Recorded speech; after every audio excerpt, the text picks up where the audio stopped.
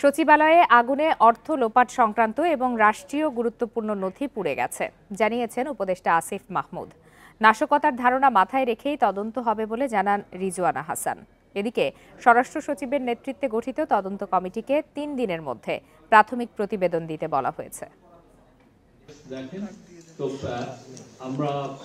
সচিবালয়ে আগুনের বিষয়ে বৃহস্পতিবার সন্ধ্যায় জরুরি বৈঠকে বসে উপদেষ্টা পরিষদ।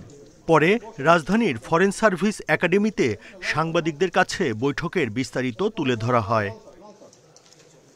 সৈয়দা রিজওয়ানা হাসান জানান, আগুনের ঘটনাকে সবচেয়ে গুরুত্ব দিচ্ছে সরকার। দোষ থাকলে কাউকেই ছাড় দেয়া হবে না। স্বরাষ্ট্র সচিবের নেতৃত্বে উচ্চ পর্যায়ের তদন্ত কমিটি ৩ দিনের মধ্যে প্রাথমিক প্রতিবেদন দেবে।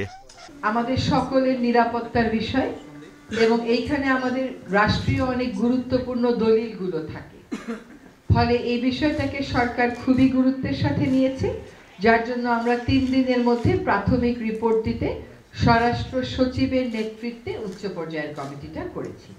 আগুনে ৫টি মন্ত্রণালয় ক্ষতিগ্রস্ত হয়েছে বলে জানান উপদেষ্টা আসিফ মাহমুদ। পুড়ে গেছে রাষ্ট্রীয় গুরুত্বপূর্ণ নথি।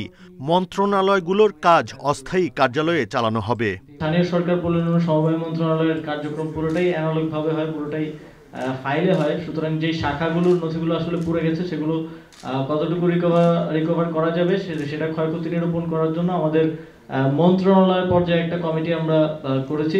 এই ঘটনা নাশকতা ও ষড়যন্ত্র কিনা সেটা মাথায় রেখেই তদন্ত চলবে বলেও জানিয়েছেন উপদেষ্টারা।